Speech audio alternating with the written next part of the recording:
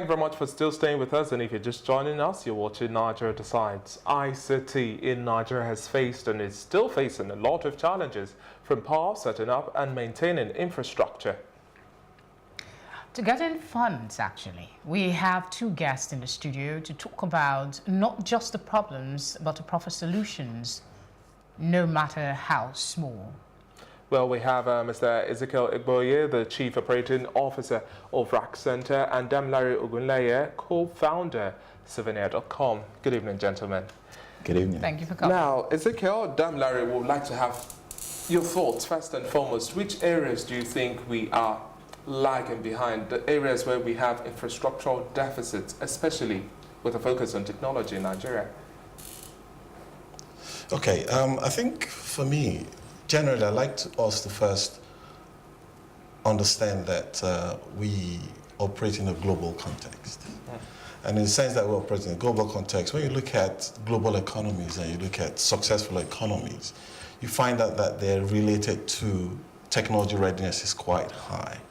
And that clearly shows you efficiency in the way businesses are done in those countries.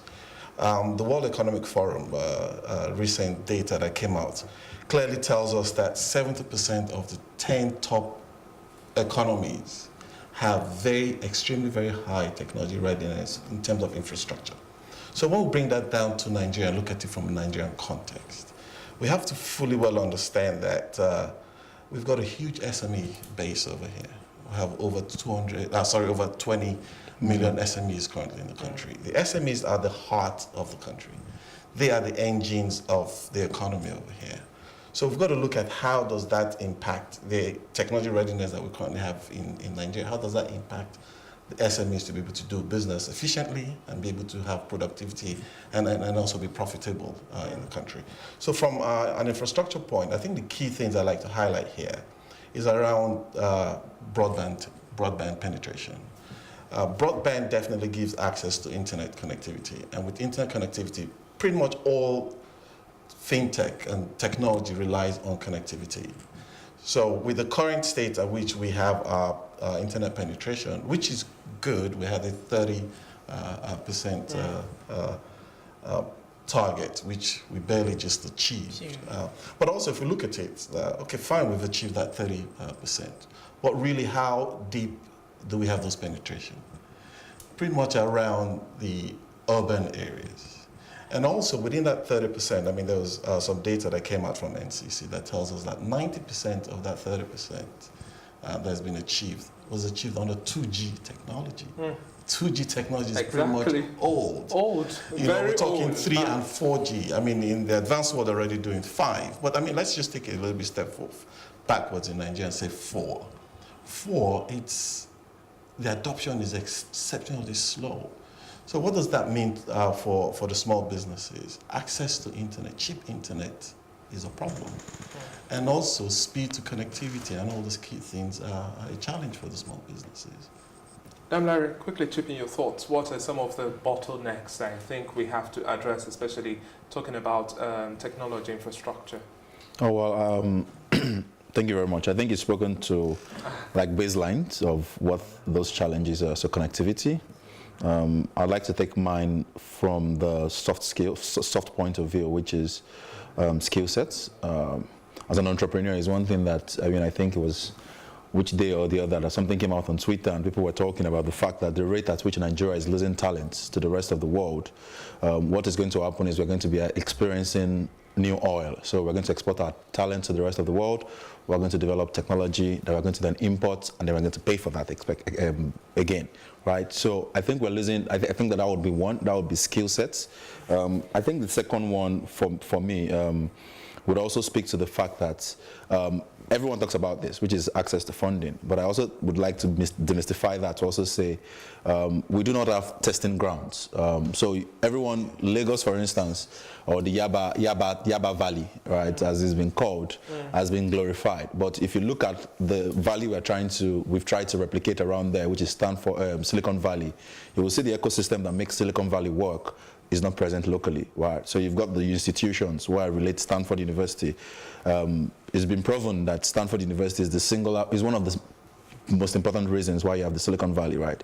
So we've got a Yaba, but there's no similitude of some sort or no interaction between Yaba Tech, Unilag, and the ecosystem that is thriving there, right? The Yaba ecosystem that is thriving there. So I think that's the second one. I think there are a few more challenges. There's also policy. It's talked about the fact that broadband penetration, and we know that one of the challenges with that is just simple policy, right of way, right? And the issues around what cost should be paid for it. So there's the policy, and I think there's also this challenge sometimes of general understanding. I like to define, we do not have a technology vision for the nation, right? Okay, let's take a look at this video of the Minister for Communication talking about internet and connectivity and small solutions to tech problems in Nigeria. We'll be right back. Stay with us. Company, you need to have, masts all over the place, and these masts, I have always said this, I mean, with a lot of regret, that Nigeria is perhaps the only country where telecoms companies come, set up, multi-billion-naira infrastructure all over the place, and still has to provide their own electricity. In all other countries that I know, you can always take electricity for granted. Now, gentlemen, you listened to that little bit of soundbite there from the Minister of Communications, and then at the end of the day, we're now supposed to be providing solutions to all of these issues. Now, what are the areas that you think we should be touching on and how to improve on that? You mentioned broadband penetration as well. We're at a threshold of 30%. That's not doing too bad, but we can do much more. And how would this now have a ripple effect on making Nigeria a digital economy? From my perspective, we've got to also consider and really look into ease of doing business as well. It's very important because with those ease of business challenges, it does have a negative impact in small businesses trying to start up, and also even the big businesses to continue operations.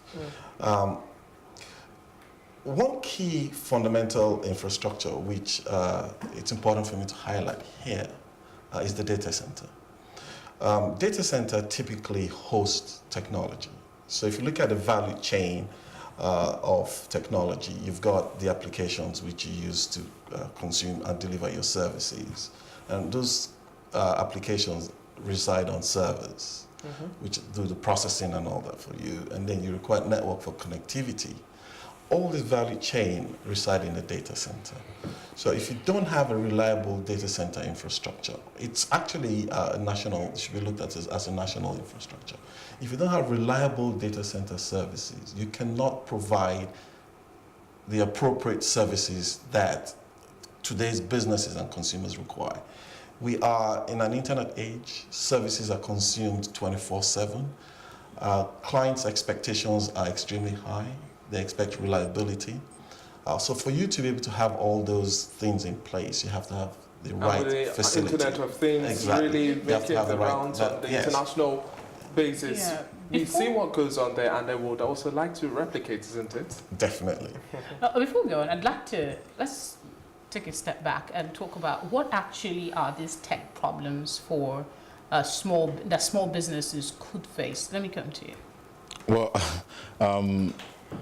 I think that one of the things he's talked about, and you could think about the extensions, or would be just connectivity. I make this very simple example. I was with a friend who's from Kenya, a Kenyan entrepreneur, and we're basically talking about internet, and he was telling me, oh, he has this, and I'm like, well, I have 3 internet service providers in my office because I know sometimes even the one that's broadband sometimes is going to fail, and I provide services that should not fail, right? So I need to have backup, and then the backup has backup, right?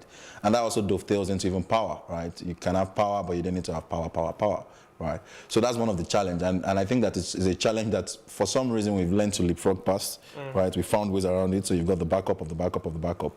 That's one challenge. The second challenge is challenge of what I would call challenge of data, right?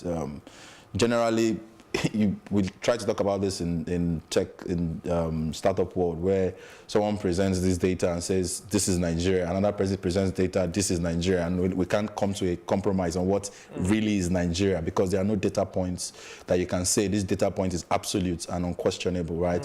If I was going to match an industry, for instance, in the US, I can go back and say, this is the industry profiling of this particular industry, right? And I can even determine, and it affects everything. It affects even how you think about funding, because I can say this is the data that drives funding historically. This is how the businesses in this industry have been rated, right? So how do we now get things right is the question here. With all of the issues you've raised, how do we get things right? Well, okay, so so I like to think about I'm a very solution-oriented person, and I think that one of the basic approaches that we need to then take is first to have a national. For someone, it can be called a roadmap, right? We already have an ICT roadmap for 2017 to 2020. I was going to ask that in your rating, how would you rate the level of implementation? And we just have just a year to go. And if we've had that time frame from 2017 to 2020, how do you think we fared? Okay, so I mean, I would just, without prejudice to that, I know that the new roadmap is already been drafted, right? Because I got the mail saying we wanted inputs. I'll think that, and I know that sometimes it's difficult to then have these conversations and not talk about politics or talk about the role of governance. But I think that it's critical. First, that the input of stakeholders in the roadmap that was drafted 2017 to 2020, how wide was input of stakeholders driven? Yes, I know that NITA, for instance, is trying, and they're trying to do something that is a bit wider than it used to be before. But how was the 2017 to 2020 drafted, right? What are the reflections of the present of where we are presently when those things were drafted? I would think that implementation, I can't score them, right? Because I honestly can't score them. You can, because you probably need to do research. You probably know what to, but I can score them the way it affects my business, and I know what to the score. everyday Nigerian. Exactly. So you also have the right.